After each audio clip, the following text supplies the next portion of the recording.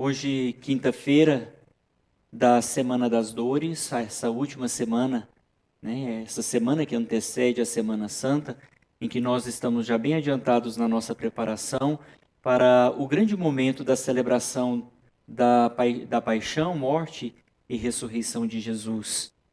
E nessa quinta-feira é apresentado para nós duas figuras muito importantes. A primeira delas é Abraão. Nós podemos dizer que Abraão, ali retratado no livro de Gênesis, hoje na primeira leitura, tem um chamado muito especial e também é uma figura muito importante porque mostra para nós o princípio da fé. Abraão, chamado por Deus lá da sua cidade, em Ur dos Caldeus, que ficava ali na Mesopotâmia, ele foi chamado por Deus para trilhar um caminho que nem ele mesmo conhecia, apenas Deus sabia. E quando ele coloca o pé na estrada para caminhar, Deus vai então revelando a sua vontade para Abraão. Junto com a sua esposa, junto com a sua casa, ele não tinha filhos, mas tinha os seus servos, fez uma comitiva, colocou o pé na estrada e começou a caminhar para a terra que Deus havia prometido. Darei a você uma terra que mana leite e mel, ou seja, uma terra fértil, uma terra onde pode viver com felicidade, junto com a sua família. E no meio do caminho, Deus foi revelando a ele que faria dele uma grande nação. Darei a você uma descendência, um filho legítimo, e desse filho eu vou fazer um grande povo. Olha para o céu e conta as estrelas, olha para a areia das praias do mar e conta os grãos de areia. Se podes, a sua descendência será maior do que as estrelas do céu e as areias das praias.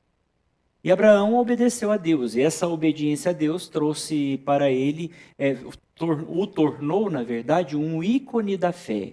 Quando nós pensamos na fé, principalmente no Antigo Testamento, nós falamos de Abraão, que é o pai, chamado assim, pai da fé. É interessante porque os judeus, eles trazem a figura de Abraão como um grande personagem, né? É um dos mais importantes. Abraão, Moisés, os patriarcas, né? Abraão, Isaac e Jacó, depois também os profetas, né? São todas figuras importantíssimas dentro da fé judaica. Estou dizendo isso por causa da promessa e o cumprimento da promessa que Deus fez para Abraão, que se cumpre no seu filho Isaque, e mais do que isso, trazendo para a plenitude dos tempos, se cumpre em Jesus. Ele é o filho verdadeiro do pai Abraão, né? que é esse pai de todos os povos, o nosso Deus. É interessante que quando nós nos transportamos então para o Evangelho, nós vemos uma discussão, um embate que existe entre Jesus e os judeus. Jesus agora no capítulo 8 de João, ele fala se dirigindo literalmente aos judeus. Ele está falando aos judeus. E Jesus então começa a dizer para eles, olha, em verdade eu vos digo, se alguém guardar a minha palavra, não vai conhecer a morte.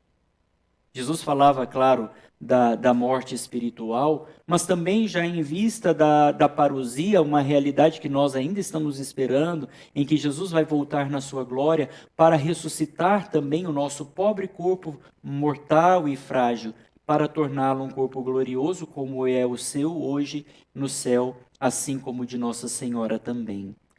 E Jesus nos fala dessa plenitude. Aquele que ouve a minha palavra, que guarda a minha palavra, não conhecerá a morte. Então os judeus começaram a perguntar a Jesus, olha, agora nós sabemos que você realmente tem um demônio. Porque como é que pode? Por acaso você se faz maior do que o nosso pai Abraão, que é o pai da fé, que é o pai de todos os povos? Por acaso você é maior do que ele?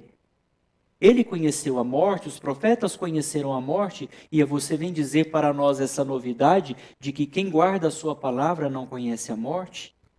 E Jesus então começa a dizer, olha, se eu me glorifico a mim mesmo, minha glória não vale de nada, mas a minha glória vem do Pai.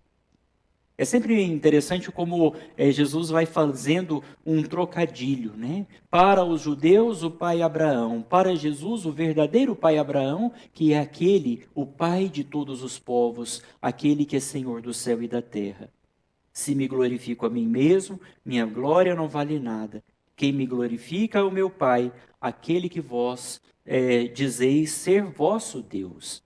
E aqui Jesus dá para nós um aprofundamento.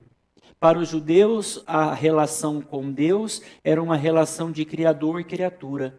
Para Jesus, é uma relação de pai e de filho, no qual também nós somos chamados a sermos filhos. Embora de natureza plenamente humana, somos chamados a participar da sua condição de vida divina.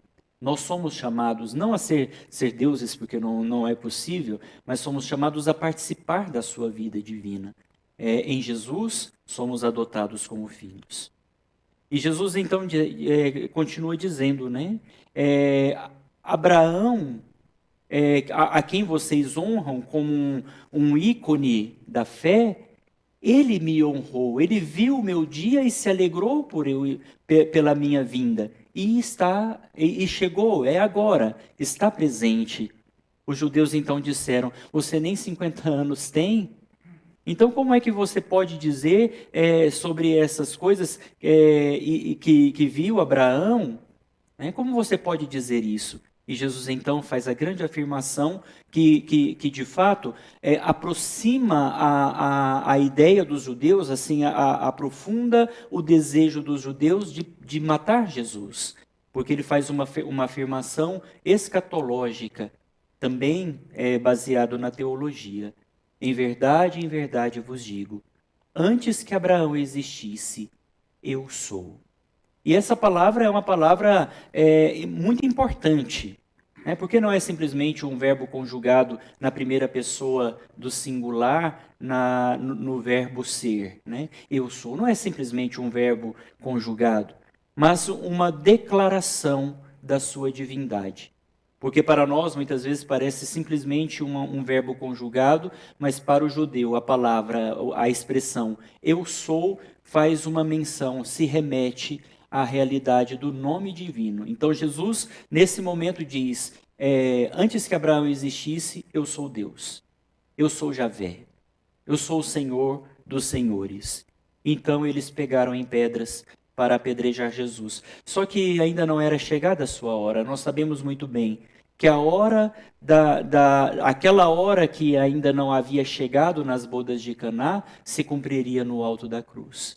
A sua hora era a hora definida pelo Pai para que Jesus, por um ato de amor pleno, sendo Deus e homem ao mesmo tempo, numa única pessoa, pudesse oferecer um sacrifício de amor a fim de nos salvar dos nossos pecados.